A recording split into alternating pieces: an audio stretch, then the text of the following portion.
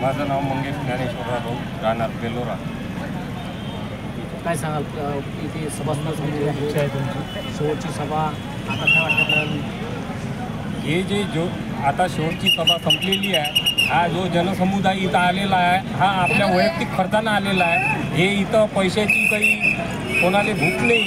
आणि दिनेश बुब हे निवडून येणारे उमेदवार आहे. याच्या फाईटले कमळही नाही आहे आणि पंजाही नाही आहे. हे स्पष्ट बहुमताने निवडून येणारे उमेदवार आहे. आणि कालचा जो मैदानाचा जो प्रश्न होता, हे अजून त्याच्यात सहानुभूतीची लाट झाली तयार. त्याच्यानं कार्यकर्ता हा जोमानं इथं येऊन भाऊच्या कार्यक्रमाला उपस्थिती दिली. एवढे बोलून माझे 2 शब्द मी संपवतो. राहणार घाटलाडगी मधून आम्ही जवळपास 15 गाड्या आल्या आहे.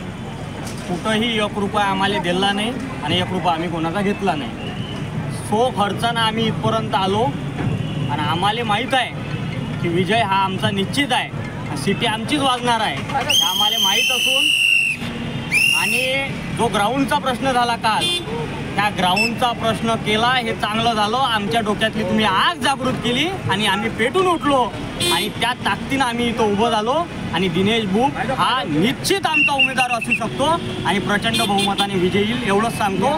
जेवढी ऊन तपली तेवढी लोक होते, कारण जितनी जितनी धूप तपेंगी उतने उतने बुब चुन के आएंगे.